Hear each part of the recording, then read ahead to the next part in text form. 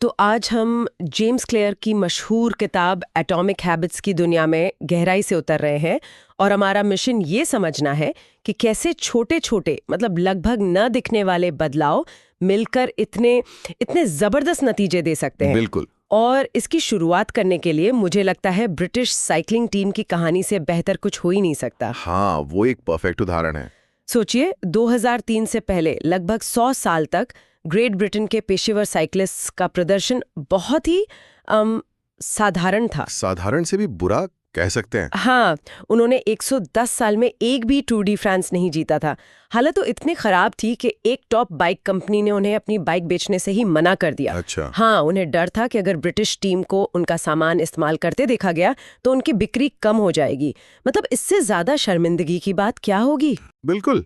और फिर 2003 में सब कुछ बदल गया। उन्होंने डेव ब्रेल्सफोर्ड को अपना नया परफॉर्मेंस डायरेक्टर बनाया और ब्रेल्सफोर्ड एक ऐसी सोच लेकर आए जिसे वो कहते थे aggregation of marginal gains. Aggregation of marginal gains सुनने में तो बड़ा भारी भरकम शब्द लगता है। हाँ, सुनने में लगता है, पर इसका मतलब बहुत सीधा सा था। साइकिल चलाने से जुड़ी हर छोटी सी छोटी चीज को देखो और उसमें सिर्फ 1% का सुधार करो, बस इतना ही। और ये सुधार भी कितने छोटे छोटे थे, मतलब वाकई में बहुत मामूली। जी। जैसे बाइक की सीटों को थोड़ा और आरामदायक बनाने के लिए फिर से डिजाइन किया गया। हाँ। बेहतर पकड़ के लिए टायरों पर अल्कोहल मलना, यहाँ तक कि राइडर्स को इलेक्ट्रिकली हीटेड ओवरशॉट्स पहनाए गए ताकि उनकी मांसपेशियों का तापमान एकदम सही रहे। उन्होंने हवा की सुरंग में अलग अलग कपड़ों को टेस्ट किया, ये देखने के लिए कि कौन सा सबसे तेज है। ये तो जुनून की हद है। जुनून ही था। लेकिन जब इन सैकड़ों 1% सुधारों को एक साथ मिलाया गया तो जो नतीजे आए वो किसी ने सोचे भी नहीं थे। क्या हुआ था फिर? ब्रेल्सफोर्ड के आने के सिर्फ 5 साल बाद 2008 के बीजिंग ओलंपिक्स में ब्रिटिश साइकिलिंग टीम ने 60% गोल्ड मेडल जीत लिए। 60%? जी। और अगले 10 सालों में उन्होंने 17 वर्ल्ड चैंपियनशिप्स जीती, 66 ओलंपिक या पैरालंपिक गोल्ड मेडल जीते और टूर डी फ्रांस उन्होंने 6 साल में 5 बार जीता। कमाल है, एक टीम जो मजाक का पात्र थी वो दुनिया की सबसे बेहतरीन टीम बन गई। बिल्कुल। तो यही तो सबसे बड़ा सवाल है, ये होता कैसे है? हाँ। कैसे ये छोटे छोटे मामूली से सुधार इतने बड़े मतलब जिंदगी बदल देने वाले नतीजों में बदल जाते हैं? इसमें कोई जादू है या कोई गणित? जादू नहीं, शुद्ध गणित है। और इसका जवाब छिपा है चक्रवृद्धि यानी कंपाउंडिंग के सिद्धांत में। अच्छा, जैसे फाइनेंस में होता है। बिल्कुल वही कॉन्सेप्ट, लेकिन यहाँ ये आदतों पर लागू होता है। आंकड़े देखिए, अगर आप 1 साल तक हर दिन सिर्फ 1% बेहतर होते हैं तो साल के आखिर तक आप 37 गुना बेहतर हो जाएंगे। 37 गुना? है तो मतलब सुनने में अविश्वसनीय लगता है ना? अविश्वसनीय लगता है, पर गणित यही कहता है। और इसका उल्टा भी उतना ही सच है। अगर आप हर दिन 1% बदतर होते जाते हैं तो आप लगभग 0 पर पहुंच जाएंगे। आदतें एक तरह से ज्ञान का चक्रवृद्धि ब्याज है। लेकिन असल जिंदगी में हमें ऐसा महसूस तो होता नहीं है। हम जिम जाना शुरू करते हैं या कोई नई भाषा सीखना शुरू करते हैं और हफ्तों तक कोई नतीजा नहीं दिखता। सही बात है। यहीं पर क्लियर एक बहुत दिलचस्प बात कहते हैं जिसे वो प्लेटो ऑफ लेटेंट पोटेंशियल कहते हैं। बिल्कुल सही। हम उम्मीद करते हैं कि प्रोग्रेस एक सीधी रेखा में होगा, है ना? जितनी मेहनत उतना नतीजा तुरंत। हाँ। लेकिन हकीकत में हमारी कोशिशों के नतीजे अक्सर देरी से मिलते हैं।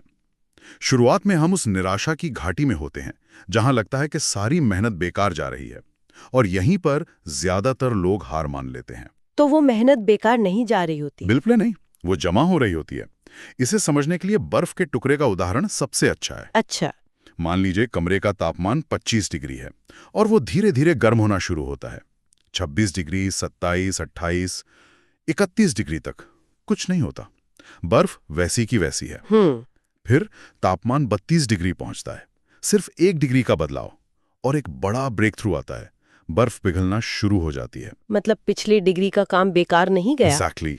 वो ऊर्जा जमा हो रही थी, बस उसका असर दिख नहीं रहा था।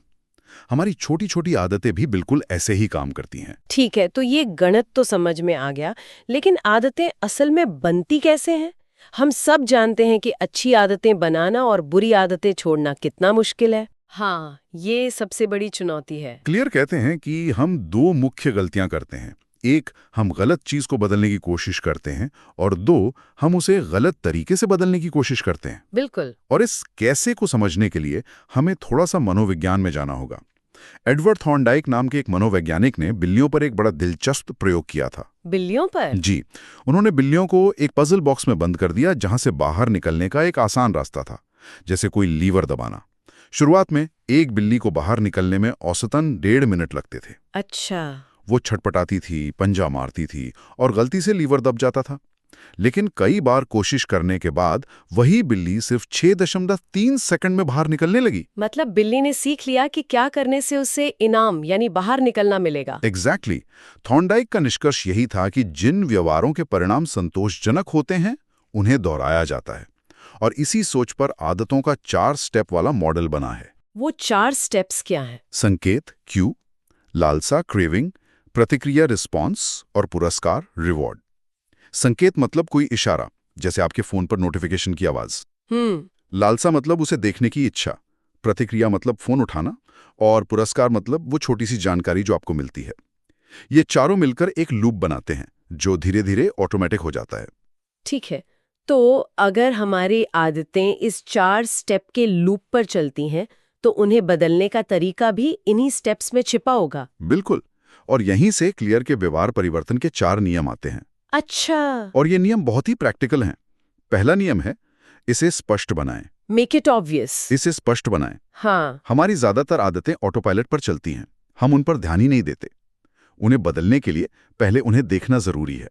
जैसे जापान की रेलवे प्रणाली में पॉइंटिंग एंड कॉलिंग नाम की एक सुरक्षा प्रणाली है। वो क्या है? ड्राइवर हर सिग्नल की तरफ उंगली से इशारा करता और उसे जोर से बोलता है, जैसे सिग्नल हरा है। अच्छा, ये तो बड़ा अजीब लगता होगा। सुनने में अजीब है, लेकिन ये गैर सचेत आदत को सचेत स्तर पर लाता है। इस एक छोटे से काम ने गलतियों को 85% तक कम कर दिया है। 85%? ये तो कमाल है। मतलब सिर्फ आदत के बारे में जागरूक होने से इतना फर्क पड़ सकता है? बिल्कुल। और मुझे लगता है हमारा माहौल भी इसमें बहुत बड़ा रोल निभाता है ना? जी। मैसाचुसेट्स जनरल अस्पताल के कैफेटेरिया का एक अध्ययन था। जी। उन्होंने बस कैश रजिस्टर के पास वाले फ्रिज में सोडा के साथ साथ पानी की बोतलें भी रख दी और पूरे कमरे में पानी की टोकरियां रख दी। नतीजा, 3 महीनों में सोडा की बिक्री 11.4% कम हो गई और पानी की बिक्री 25.8% बढ़ गई। सिर्फ पानी को ज्यादा ऑब्वियस बनाने से। माहौल हमारे व्यवहार को चुपचाप दिशा देता है और बुरी आदतों को तोड़ने के लिए आप इसी नियम को उल्टा कर देते हैं। यानी इसे अदृश्य बनाएं। सही। यही आत्मनियंत्रण का असली रहस्य है। जो लोग बहुत अनुशासित दिखते हैं वो इच्छा शक्ति के धनी नहीं होते, वे बस खुद को प्रलोभनों से दूर रखते हैं। लेकिन आज के डिजिटल दुनिया में ये कितना मुमकिन है, जहां बुरी आदतों के संकेत हर जगह हैं? क्या सिर्फ कंसोल को अलमारी में रखना काफी है जब फोन हर सेकंड खींच रहा हो? बहुत अच्छा सवाल है। मुश्किल है पर नामुमकिन नहीं। इसका मतलब है आपको अपने माहौल को लेकर और ज्यादा सजग होना होगा। फोन से गैर जरूरी ऐप्स हटाना, नोटिफिकेशंस बंद करना, काम करते समय फोन को दूसरे कमरे में रखना। हर वो छोटा कदम जो बुरी आदत के संकेत और आपके बीच थोड़ी दूरी पैदा कर दे, वो काम करता है।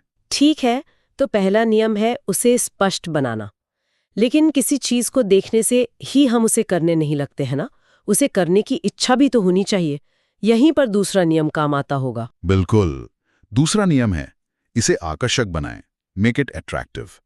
हमारे दिमाग को उन कामों में मजा आता है जिनसे डोपामाइन रिलीज होता है, और हम इस सिस्टम को हैक कर सकते हैं। यहाँ एक तकनीक है प्रलोभन बंडलिंग, जो मुझे बहुत मजेदार लगी। एक इंजीनियरिंग छात्र था रोनन बायन। उसे नेटफ्लिक्स देखना पसंद था पर उसे व्यायाम भी करना था। तो उसने कमाल का जुगाड़ किया। उसने अपनी स्टेशनरी बाइक को अपने लैपटॉप और नेटफ्लिक्स से जोड़ दिया। नेटफ्लिक्स तभी चलता था जब वो एक खास रफ्तार से साइकिल चला रहा होता था। बेहतरीन उदाहरण है ना? उसने अपनी एक बुरी आदत को एक अच्छी आदत करने का इनाम बना दिया। बिल्कुल। और इसका एक और पहलू है सामाजिक प्रभाव। हम उन लोगों की नकल करते हैं जो हमारे आसपास होते हैं। बेहतर आदतें बनाने का सबसे असरदार तरीका एक ऐसे ग्रुप में शामिल होना है जहां आपका चाहा हुआ व्यवहार एक सामान्य व्यवहार हो। और बुरी आदत को तोड़ने के लिए उसे अनाकर्षक बनाना होगा। हाँ, उसे अनाकर्षक बनाएं। Make it unattractive. ये मानसिकता को बदलने से काम करता है। आपको अपने नजरिए को रीफ्रेम करना होगा। जैसे पैसे बचाने को एक मजबूरी की तरह देखने के बजाय उसे आर्थिक आजादी की दिशा में कदम के रूप में देखना। मतलब मुझे ये करना है से बदलकर मुझे ये करने का मौका मिल रहा है। एग्जैक्टली ये सोच बहुत शक्तिशाली हो सकती है। ठीक है, तो हमने आदत को स्पष्ट और आकर्षक बना दिया। अब आता है तीसरा नियम, इसे आसान बनाएं। Make it easy. ये तो शायद हम सबका पसंदीदा होगा। बिल्कुल, हम इंसान स्वभाव से ही सबसे कम मेहनत का रास्ता चुनते हैं। ये तो सच है। और इसमें इतिहासकार जेरेड डायमंड का एक बड़ा दिलचस्प शोध है। उन्होंने पाया कि खेती का फैलाव दुनिया में पूर्व से पश्चिम की तरफ उत्तर से दक्षिण की तुलना में 2-3 गुना तेज था। ऐसा क्यों? क्योंकि एक ही अक्षांश यानी लैटिट्यूड पर जलवायु और मौसम लगभग एक जैसे होते हैं। तो जो फसलें एक जगह उगती थीं, उन्हें हजारों मील दूर उगाना आसान था। लोगों ने वो रास्ता चुना जो आसान था। तो इसे हम अपनी आदत में कैसे इस्तेमाल करें? यहाँ 2 मिनट का नियम बहुत काम का लगता है। जी बिल्कुल। कोई भी नई आदत शुरू करनी हो तो उसे एक ऐसे वर्जन से शुरू करो जो 2 मिनट में पूरा हो जाए। रोज एक किताब पढ़नी है, बन जाता है सिर्फ 1 पेज पढ़ना है। या रोज योग करना है, बन जाता है बस अपनी योग मैट बाहर निकालनी है। आइडिया यह है कि शुरू करना इतना आसान हो कि आप मना ही ना कर पाएं। सही। और इसका उल्टा भी उतना ही असरदार है। बुरी आदत को मुश्किल बनाएं, मेक इट डिफिकल्ट। इसके लिए आप एक कमिटमेंट डिवाइस का इस्तेमाल कर सकते हैं। Commitment device? हाँ, यानी आज आप एक ऐसा फैसला लेते हैं जो भविष्य में आपके व्यवहार को कंट्रोल करता है। जैसे लेखक विक्टर ह्यूगो, उन्हें अपनी किताब समय पर खत्म करनी थी, लेकिन वो टालमटोल कर रहे थे। तो उन्होंने अपने सारे कपड़े अपने सहायक को देकर अलमारी में बंद करवा दिए। अब उनके पास बाहर जाने के लिए कपड़े ही नहीं थे, तो उन्हें मजबूरी में बैठकर लिखना पड़ा। ये तो बहुत ज्यादा हो गया, लेकिन बात समझ में आ गई। चलिए अब आते हैं आखिरी और शायद सबसे जरूरी नियम पर। चौथा नियम है, इसे संतोषजनक बनाएं। Make it satisfying. हाँ, और ये इसलिए जरूरी है क्योंकि व्यवहार परिवर्तन का एक मुख्य नियम है, जिस व्यवहार को तुरंत इनाम मिलता है उसे दोहराया जाता है, और जिसे तुरंत सजा मिलती है उससे बचा जाता है। सही। हमारा दिमाग तत्काल संतुष्टि के लिए बना है। हम आज व्यायाम करते हैं, लेकिन 6 पैक एब्स 6 महीने बाद दिखते हैं। इस देरी की वजह से हम टिक नहीं पाते। इसका एक बहुत शक्तिशाली उदाहरण कराची, पाकिस्तान का है। हाँ, स्टीफन लुबी का काम। जी। वो एक झुग्गी बस्ती में बीमारियों को कम करना चाहते थे। लोगों को पता था कि हाथ धोना जरूरी है, पर वो करते नहीं थे। फिर उन्होंने लोगों को एक प्रीमियम साबुन दिया जिसकी खुशबू अच्छी थी और जिससे झाग आसानी से बनता था। और अचानक हाथ धोना एक उबाऊ काम से एक सुखद और संतोषजनक अनुभव बन गया। हाँ, और हाथ धोने की दरें आसमान छू गईं। एक बहुत ही कारगर तरीका है हैबिट ट्रैकर का इस्तेमाल करना। कॉमेडियन जेरी सीनफील्ड का तरीका था। श्रृंखला को ना तोड़े वाला। बिल्कुल। वो एक बड़ा सा कैलेंडर रखते थे और जिस दिन वो अपना काम पूरा करते उस दिन पर एक बड़ा लाल एक्स लगा देते। कुछ दिनों के बाद एक चेन बन जाती है और फिर आपका काम सिर्फ उस चेन को ना तोड़ना होता है। वो एक्स लगाना ही अपने आप में एक छोटा सा इनाम है। और वो पेपर क्लिप वाली रणनीति भी तो थी। एक स्टॉक ब्रोकर हर सुबह अपनी मेज पर 120 पेपर क्लिप रखते थे। हाँ, ट्रेंट डायर स्मिथ। हर सेल्स कॉल के बाद वो एक पेपर क्लिप को दूसरे जार में डाल देते। ये उनकी तरक्की का एक सीधा साधा दिखने वाला सबूत था। और जब बुरी आदत को छोड़ना हो तो नियम उल्टा हो जाता है। इसे असंतोषजनक बनाएं, मेक इट अनसैटिस्फाइंग। यहां पर एक अकाउंटेबिलिटी पार्टनर रखना बहुत काम आता है। कोई ऐसा व्यक्ति जिसे आप जवाबदेह हो। जी, जैसे उद्यमी ब्रायन हैरिस ने अपनी पत्नी और ट्रेनर के साथ एक कॉन्ट्रैक्ट बनाया।